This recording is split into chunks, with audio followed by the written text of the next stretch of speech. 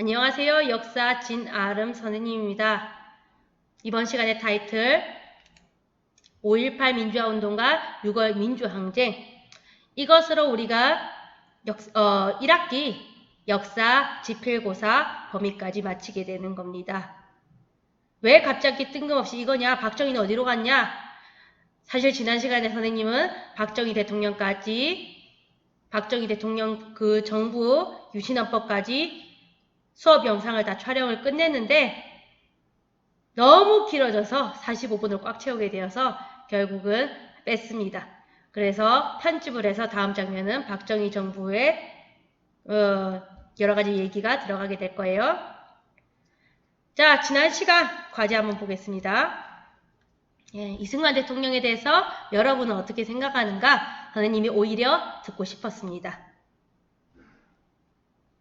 유종의 미, 굉장히 좋은 표현이었죠. 이런 표현을 쓰지 맙시다. 논술이 아니잖아요. 논술에서는 이렇게 쓰면은 감점이 아니고 빵점 될 수도 있어요.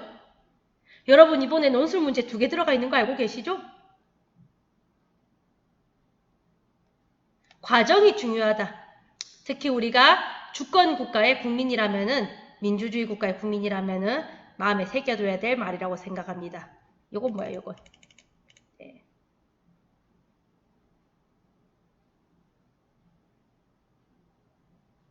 이유를 써줬으면 좋겠는데요. 저는 이유가 듣고 싶습니다. 흥미로운 이야기가 여전히 많죠? 선생님, 이게 가장 큰 즐거움입니다. 원격 수업에.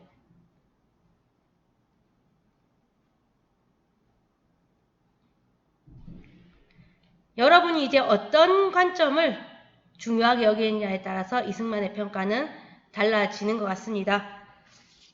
제일 흥미로운 것은 만약에 이승만이 아니고 김구가 대통령을 했으면은 지금의 역사도 달라졌을 것이다. 마치 나비 효과 같네요. 굉장히 흥미로운 이야기입니다. 그리고 이수만은 뭔가요? 이수만은. 네, 누군지 얘기 안 하겠습니다. 자, 돌아가서 타이틀로 가겠습니다. 이번 시간은 박정희 정부와 그리고 5.18 민주화운동 6월 항쟁으로 가겠습니다. 아니 박정희로서 대통령 선거에 당선되어서 자 거의 1963년 그런데 1961년 군사정변까지 다치면은 거의 20년입니다. 20년 동안 대통령을 우리나라의 국가 최고 권력자의 자리를 차지하게 됩니다. 자, 핵심은 이겁니다. 박정희 정권의 가장 핵심은 반공과 경제개발. 그것을 위해서 2가지 외교정책을 추진하는데요. 그 중에 하나가 한일 기본협정입니다. 그래서 독립축하금이라는 명목으로 일본에게 돈을 받아서 식민 지배를 사죄받는다거나 그리고 우리 위안부 할머니들이나 징용 피해자들에게 배상하는 문제를 무시하고 결국에는 일본과 정식으로 외교관계를 맺는 겁니다. 이때 이제 열받은 사람들이 민족적 민주주의 장례식이라고 하면서 장례식까지 펼치면서 민족적 민주주의가 박정희가 이야기하는 민주주의였어요. 우리 민족만의 민주주의의 형태가 있다. 장례식을 치른다. 이것이 그 유명한 6.3 시위입니다. 덧붙여 이때 시위에 참여했던 대학생 중에는 이명박 전 대통령도 있었어요. 역사의 아이러니죠. 하지만 이런 시위에도 불구하고 군인을 동원해서 또다시 위협 분위기를 만들면서 계엄령입니다. 이 협정을 강행하게 되는데 결국에는 이 기본협정 체결로 거금을 우리나라의 경제개발 용도로 지불한 일본은 이 강제징용 피해자 그리고 위안부 할머니들에게 제대로 사과를 하지도 않고 배상도 하지 않고 있습니다. 그런 가운데 박정희 정권이 또다시 그 해외 자금을 벌어들인 또 다른 수단이 바로 베트남 파병입니다. 미국이 베트남에서 남베트남 자유주의 정부를 지지하면서 일으킨 전쟁에서 한미 상호방위 조약에 따라서 군대를 파견하게 된 우리나라는 미국의 요청이니까 그런데 우리나라 지금 사정이 어려우니까 자금 지원 좀 해줄래? 라고 해서 상당한 자금 지원을 받게 되고 그런 가운데 군수품을 수출하면서 경제는 성장했지만은 이때 고엽제라든가 여러 정글에서의 고통스러운 전투, 그리고 우리나라 병사들이 베트남 민간인을 학살했다라고 하는 역사의 비참한 일까지도 여러 희생을 낳게 됩니다. 자, 그런 가운데 1969년 또 중임 제안이라고 하는 제안을 다시 개헌해서 7번째로 대통령에 당선되기 위해서 박정희 정부는 헌법을 또 개정을 합니다. 당연하지만은 이걸 이제 삼성개헌이라고 부르거든요. 3번이나 대통령을 하겠다고 하니까 국민들도 야당도 이제는 못하겠다. 독재 이제 싫다라고 해서 격렬하게 반대하는데, 이때 당시 박정희 대통령의 대통령 후보자의 반대 라이벌은 김대중 대통령 후보였어요. 이미 이때부터 정치에 몸을 담으셨습니다. 이때 이제 김대중 대통령 후보가 주장하기는 뭐냐? 또다시 개헌을 해서 3번째로 대통령을 하게 만들면은 박정희 대통령은 영구 집권을 하게 될 것이다 라고 말했어요. 그러자 박정희 대통령 측에서는 아니다. 나는 3번째로 대통령이 되면은 다시는 국민들에게 표를 요구하지 않겠다. 누가 맞고 누가 틀렸을까요? 일단 보도록 하겠습니다. 결국 3번째로 대통령이 되는 것을 허용하는 헌법을 통과시킨 박정희. 실대 대통령 선거에서 야당의 김대중을 겨우 이겼어요. 겨우 어렵게. 자, 그 다음에 어떻게 되었느냐? 유신헌법. 박정희 대통령은 영구 집권을, 영원히 집권을, 권력을 가지기 위해서 유신헌법이라고 하는 새로운 헌법 체제를 통과시켜버립니다. 이것은 무엇이냐? 자, 엄청난 분위기였는데요. 일단 재적은 2359명 중에 2357명이 찬성했다. 일반적인 민주국가의 모습이 아니죠. 자, 유신헌법 하에서 대통령이란 건 뭐냐? 임기가 6년이에요. 그리고 횟수 제한 없이 할 수 있습니다. 이것도 꽤 길죠? 그리고 국회의원의 3분의 1과 모든 법관을 임명합니다. 긴급조치. 원래 법은, 특히 중요한 법은요, 국회에서 만든 거잖아요. 그런데 대통령이 이거 긴급조치다라고 하면 만들 수 있어요. 법을. 그리고 국회도 해산시킬 수 있어요. 삼권 분립이란 게 없어요. 행정권도 입법권도 사법권도 민주주의 국가가 가져야 되는 모든 주권을 다 가지고 있습니다. 그 정도 대한제국 때 이 정도는 안 했을 거예요.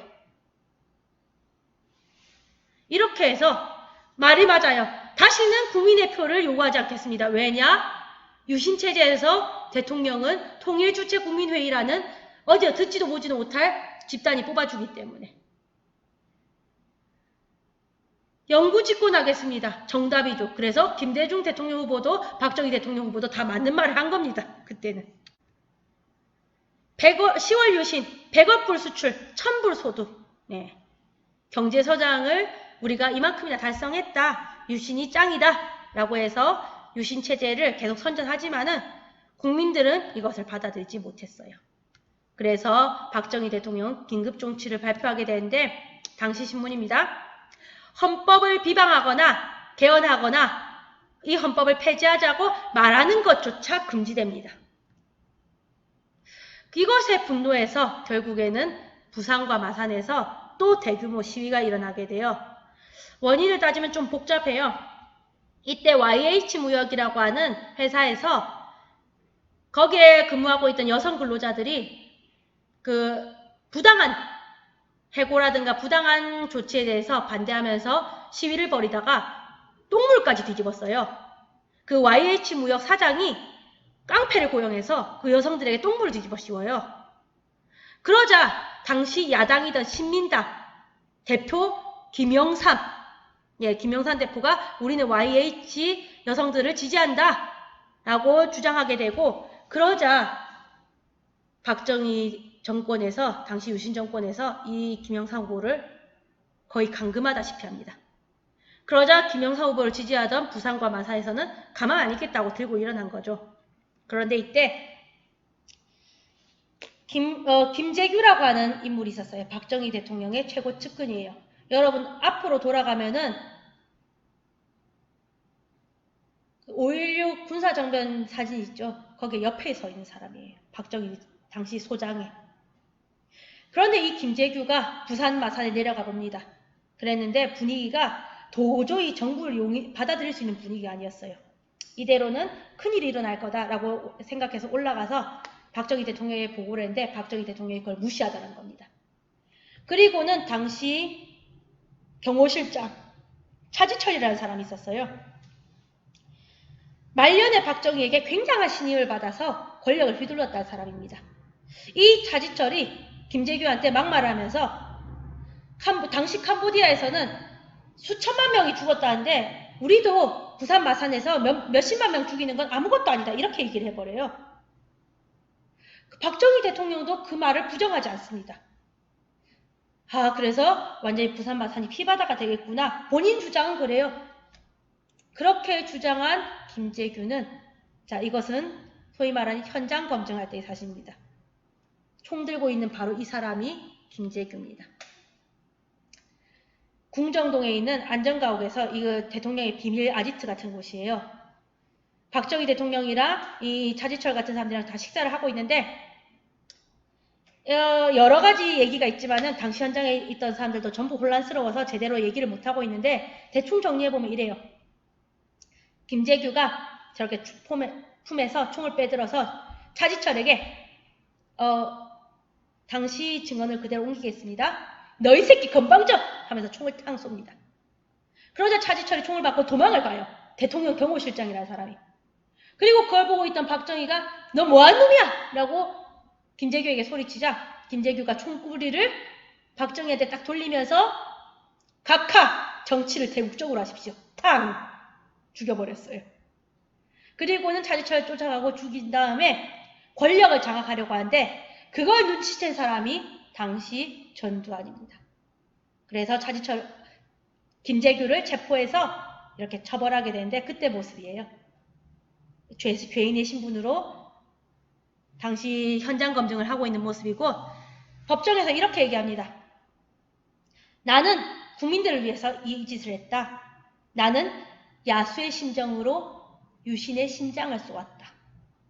라고 말하는데 이렇게만 얘기하면 이 사람이 민주주의를 위해서 자기 한 번 바친 것처럼 생각하겠지만 그렇진 않아요.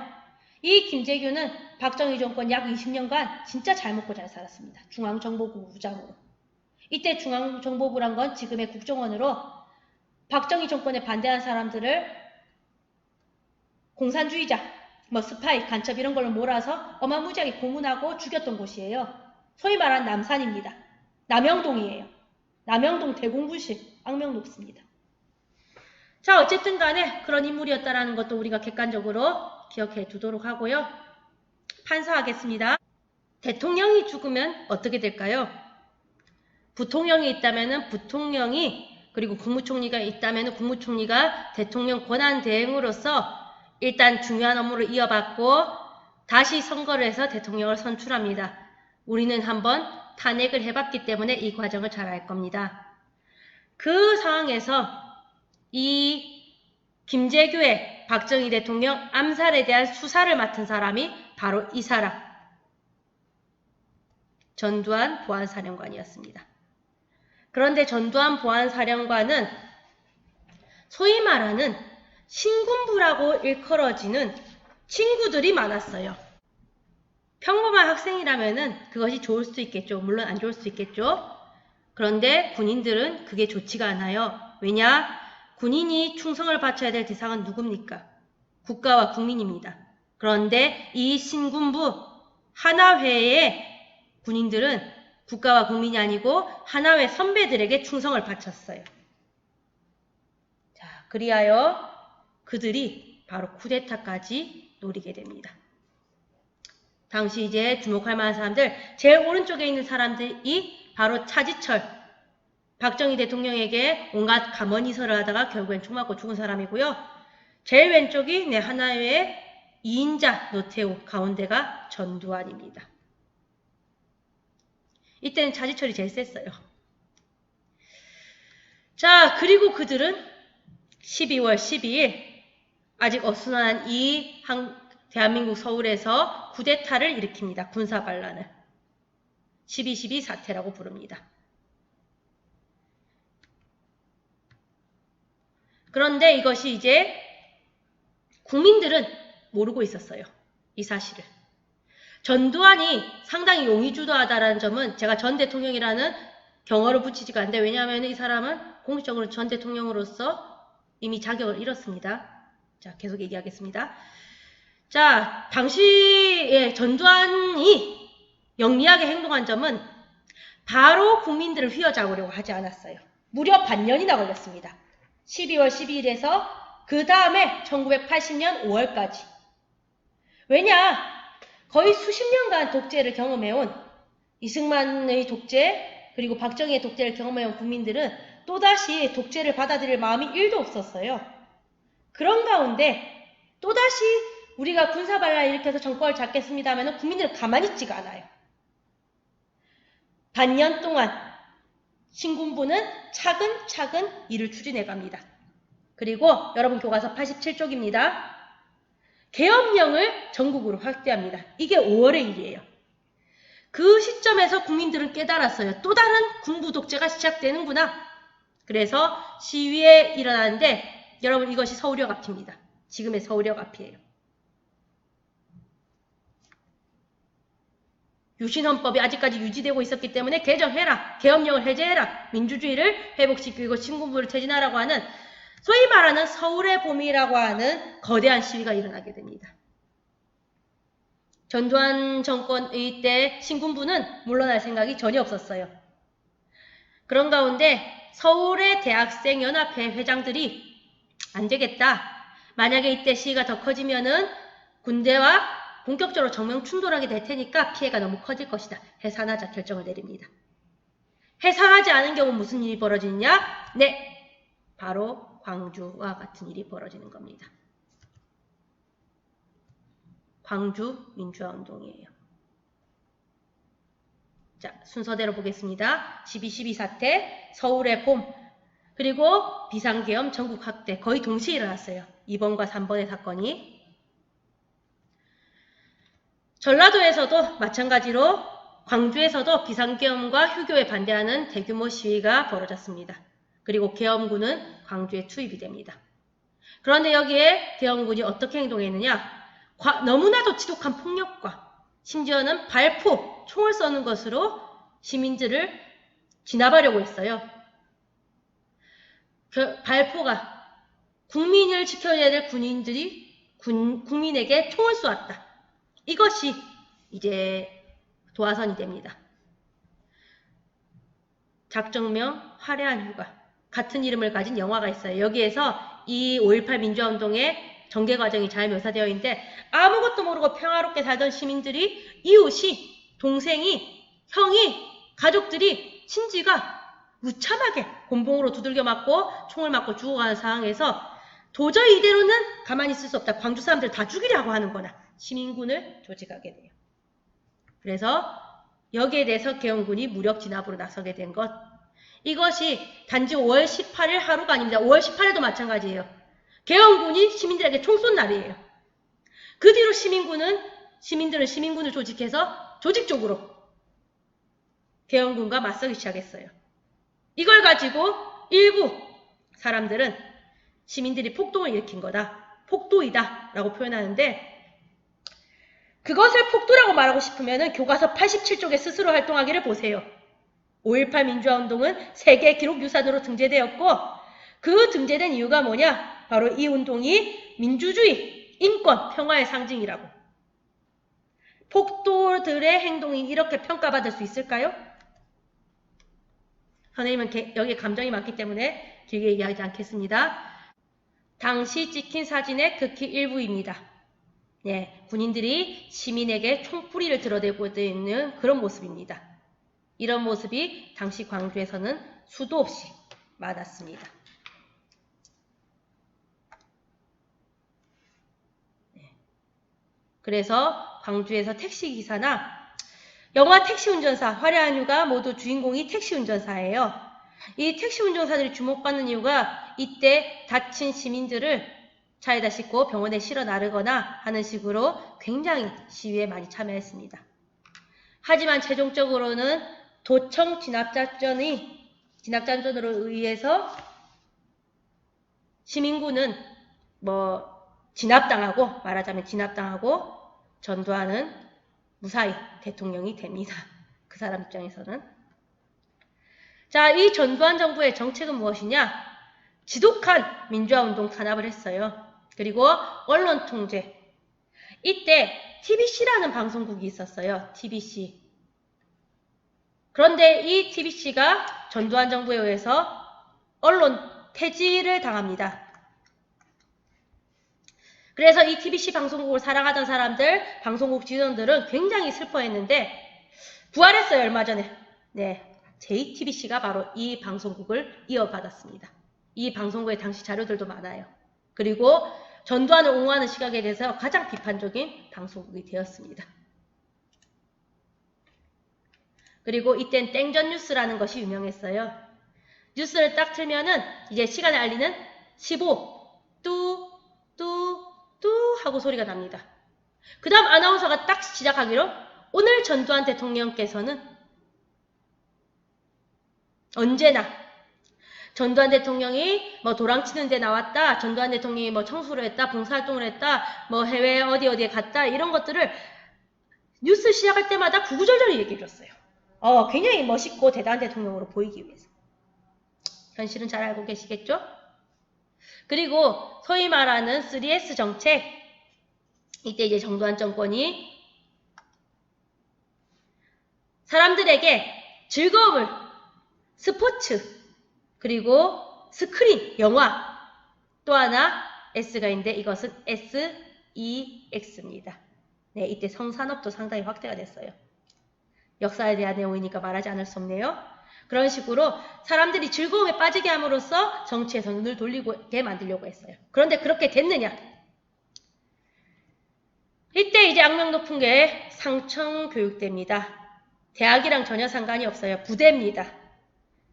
그 사회악, 깡패라든가 못된 짓 하는 사람들을 없애겠다라는 명분으로 사람들을 데려가서 가두었는데 단지 밤중에 돌아다녔다는 이유만으로, 단지 남자가 머리카락이 길다는 이유만으로, 염색을 했다는 이유만으로, 무슨 이유든 간에 어쨌든 마음에 안 들면은 끌고 갔어요. 그래서 폭행하고 구타하고 엄청난 가혹행위가 잘 이루어졌는데 이 삼청교육대의 무서운 점은요. 들어온 사람 명단은 있는데 나간 사람 명단이 없어요. 어느 날 어느 가족의 아들이 남동생이 없어졌어요. 삼청교육대 끌려갔다는 소리가 있어요. 그런데 나와서 어떻게 된지 아무도 몰라요. 나왔다는 명단도 없어요. 그 정부에 가서 물어보면은 내보낸대요. 교육이 끝나서 이런 식으로 나옵니다. 이렇게 실종된 사람들이 많았어요. 무서운 이야기고요. 결국 이러한 겉으로는 사람들에게 즐거움을 주는 듯 하면서도 안으로는 잔인하게 민주화운동을 탄압하던 행동이, 전두환 정부의 행동이 터져나온 것이 1987년 영화 1987의 배경입니다. 6월 민주항쟁입니다.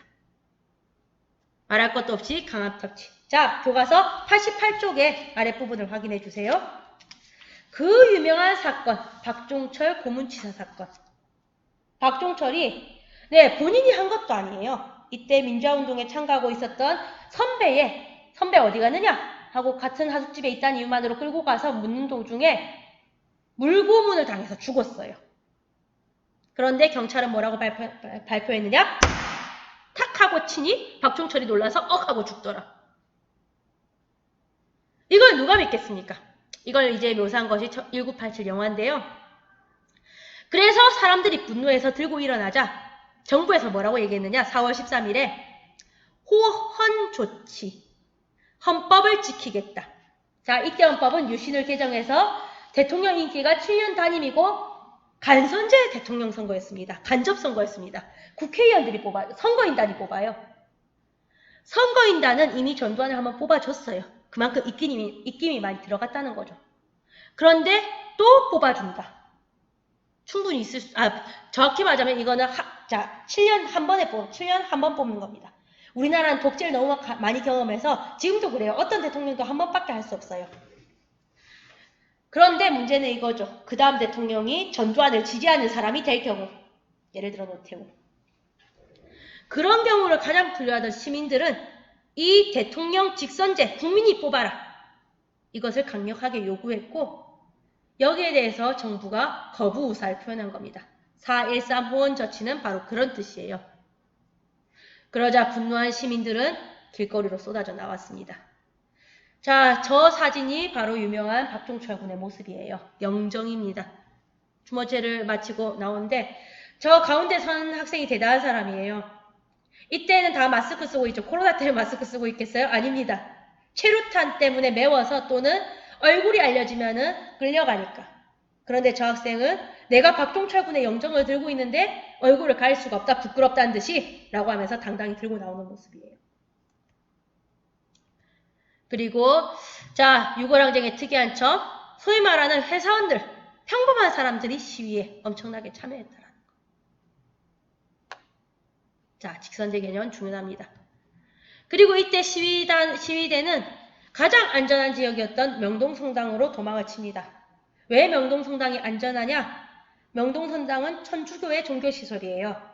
천주교의 가장 높은 사람은요, 로마의 교황이에요.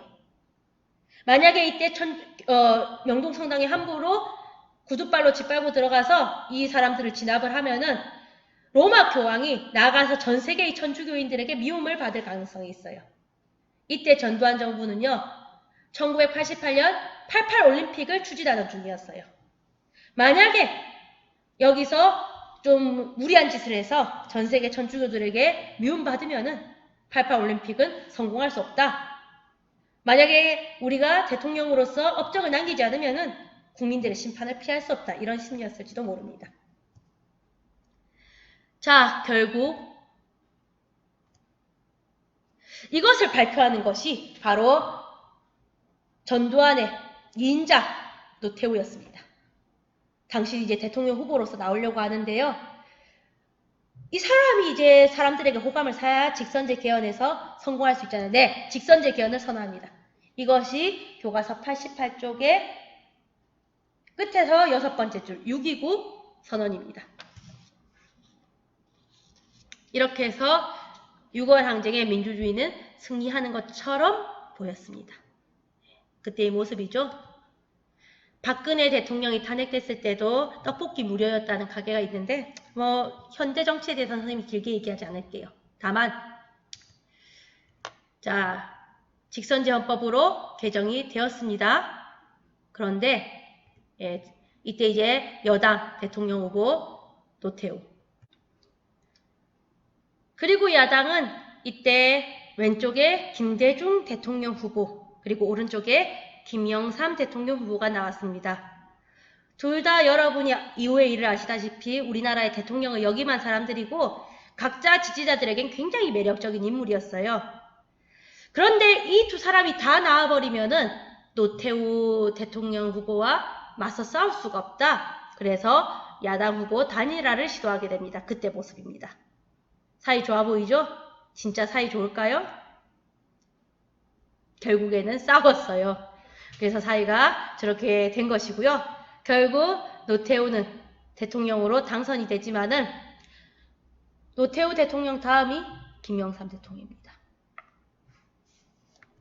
자, 보시다시피 김영삼 대통령 때 12.12 사태 및 5.18 민주화운동과 관련돼서 반란 및 내라제 합의로 구속되어 재판을 받는 모습입니다. 사이좋게 손도 꼭 참 잡고 있어요.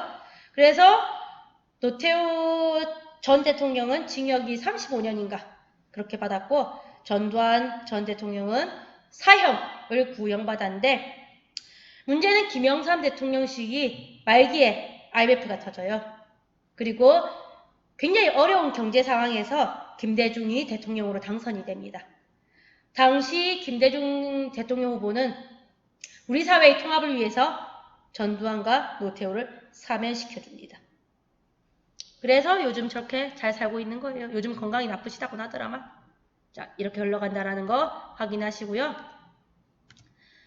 노태우 정부 때, 네, 여소야대였습니다. 여당이 작았어요. 야당이 크고. 그래서 굉장히 온화한 분위기로 정치를 해나가려고 해요. 북한과도 사이좋게 되려고 하고 있고, 김영삼 정부 때는 금융실명제, 그리고 무엇보다 IMF, 외환위기. 이것을 극복한 것이 김대중 대통령 때입니다. 자, 소련과 외교관계를 맺게 되었다. 원수 같았던 그런 모습들. 중국과 외교관계를 맺게 되었다. 이것은 금융실명제를 실시하는 모습입니다. 요즘은 통장을 자기 이름으로 만들지 않으면 안 되는 거 당연한 거지만 금융실명제를 실시하기 전에는 그렇지도 않았다라는 거. 재미있는 모습이죠. 그리고 성남시장은 성남 시민이 뽑는다. 이것을 실현한 것도 김영삼 대통령 때였습니다. 네, 김대중 대통령 때는 여당과 야당이 처음으로 평화적으로 정권을 교체했어요. 그전에는 여러분 잘 아시다시피 쿠데타, 대체로 그렇게 교환이 됐습니다. 그리고 IMF 구제금융을 받은 나라 중에는 드물 정도로 외환위기를 극복한 나라가 되었어요. 이런 나라가 세계 역사상 잘 없어요. 그리고 노무현 대통령 때는 민주주의의 발전을 이루었다. 특히 여러 제주 4.3 사건 등의 정부가 국민에게 했던 여러 가지 일들, 학살, 학대, 여기에 대해서 받아들이는 사과하는 모습을 보여주었다는 것 알아두시면 되겠습니다. 그리고 이때 북한과의 관계가 극적으로 바뀌게 되지만은 지금은 또 달라졌어요. 따라서 여기에 대해서는 선생님이 길게 설명하지도 여러분에게 이렇다라고 얘기하지도 못하겠습니다.